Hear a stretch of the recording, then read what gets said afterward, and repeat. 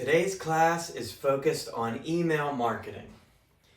Now, email marketing is the highly effective digital marketing strategy of sending emails to prospects and customers.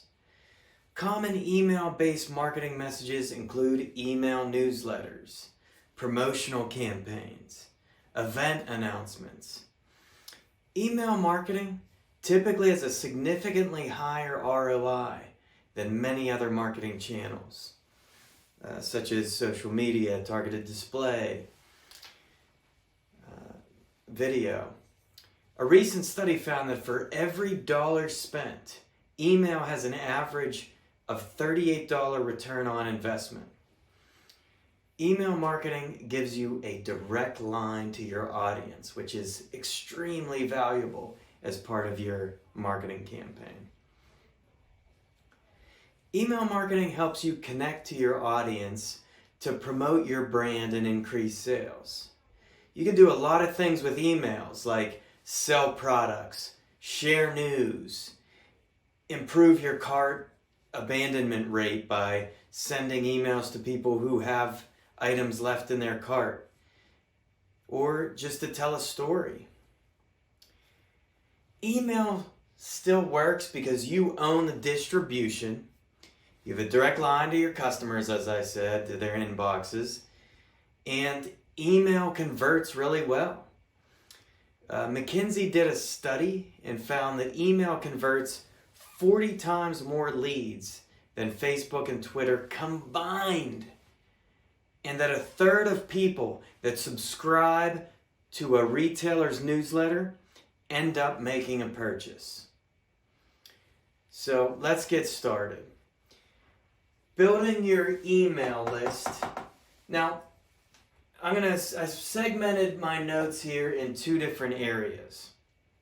One is email marketing to people who are already on the list that you created. The second list is the buy list, and these are lists that you buy based on certain characteristics. So we'll focus on this side first. So sending emails to emails that you collect from either people who have made a purchase in your place of business, your current customers, or people who have visited your website. Building that email list is very important. You can get more subscribers if you have ebooks or white papers on your site, reports, webinars. Having these type of things are great for boosting your email list, and that should be a goal when you have those type of events, or even if your salespeople going to trade shows. Another great place to get email list leads. You could have a form on your site for newsletter and email signups, and even just creating the newsletter. It could be a monthly newsletter, a weekly one that just gives people updates on what's going on in the company. Or if you're B2C focused on selling certain product or service, to having info about any new products or services or new features, things like that. So to get more people, you can even mention the frequency on the email call to action that you put on your site. Something like, a promotion on your site that says, get monthly tips and coupons by signing up for our once a month email list. This way, when people know that they're signing up for it, they know they're getting an email once a month. They're not getting it, or even if it's weekly, to say that. So they don't think they're going to get an email every day if they sign up. Or even have a few different options. If you have a weekly email or a condensed monthly one, list out what you can subscribe to on your sign up form. Another thing you can do is, that we strongly suggest to have any kind of successful email marketing campaign, is email marketing software such as Constant Contact or MailChimp. These softwares help you, they help design the emails in an HTML friendly way. You can create really nice graphics on them. And they're really great templates that you can use to make it look very professional. Also, another advice there is to create an autoresponder, to set up an autoresponder that automatically sends new subscribers helpful content, or thank you for signing up for our email list, things like that. As with all forms of marketing, this software especially has ways to track and improve. You can improve your email marketing based on open rates that you see through the tracking, click-through rates, conversions, any unsubscribes you see, and any feedback from subscribers. It's also helpful to have a easy unsubscribe button. This reduces the amount of people that really don't want the emails and keep getting them and just delete them right away because they don't see how to unsubscribe. If it's made really easy, you hate to see people leave, but you hate to have people stay that are never going to read it. That reduces your open rates and just has people that may end up getting angry with your brand. So now we move, that's just some general items here on your list. Before I go into the lists that you buy, I'll talk about some best practices that work for both. One thing to think about is to optimize the send times. You want to be sending these emails. You have a better chance of people opening them if they're awake when they get them. If they're working, it pops into their inbox. They're in the habit of checking emails throughout the day anyway. That pops in when people are awake. It's better than when they first come in the morning, they're inundated with emails and they see yours was sent at 3 a.m. Less likely to open it. So when inboxes aren't crowded is another time as well. So I wouldn't suggest scheduling it for 9 a.m. or even 10 a.m.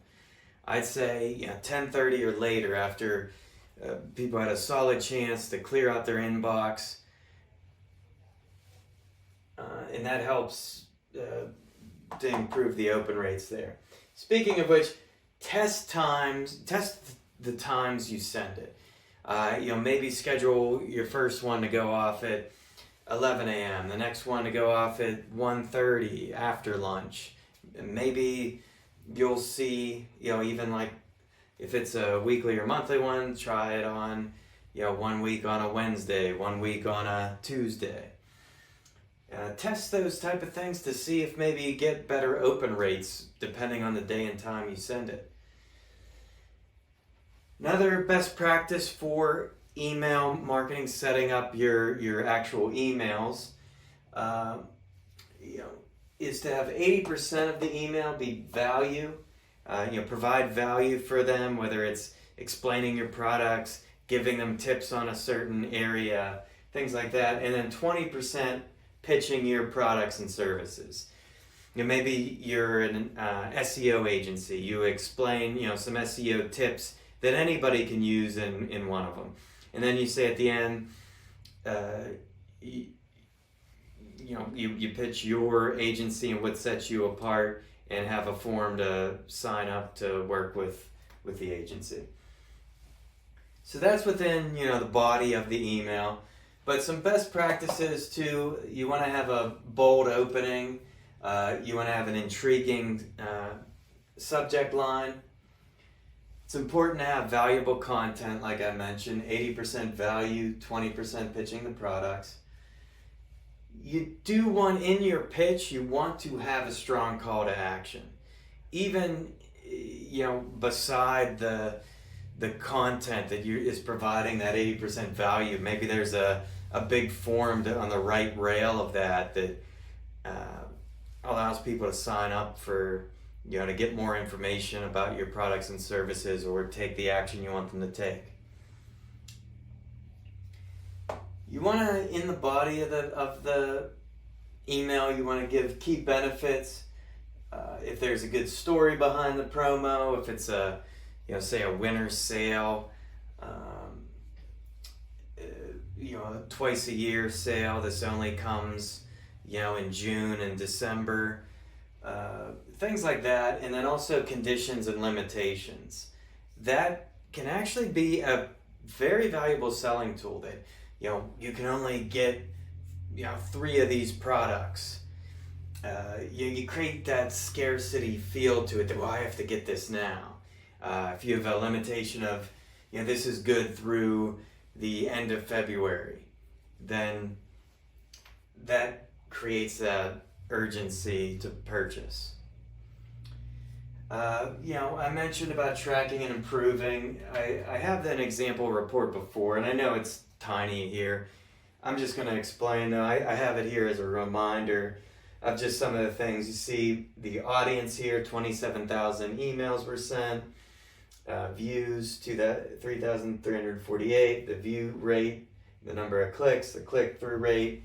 That says here on the links you clicked on, or that the users clicked on how many times. So this is the type of reporting that some of the companies, the email marketing software for your own list can provide info like that, as well as when you buy your list. So email marketing in that sense, a company that I've worked with before for sending email marketing blasts was Site Impact. So they can target by industry, demographics, location, things like that. I know there was one client, a wealth management client, that was giving seminars for, it was how to invest during COVID. So it was very topical, and we targeted people that have shown an interest in finance, that have a household income over 100,000, and sent them in that were in a specific area. So we reached these people, got right in their inbox with a link to the webinar, and it was a very successful one because it had the webinar itself provided a lot of value. So it was an email that provided them value and insights into wealth management, as well as a webinar that provided free information that obviously was meant as a way to pitch that company and show their market presence and authority in the area and bring in more customers. So there's a lot more to email than that. This was, as all these classes are, an overview to get you well informed on every main big area of marketing.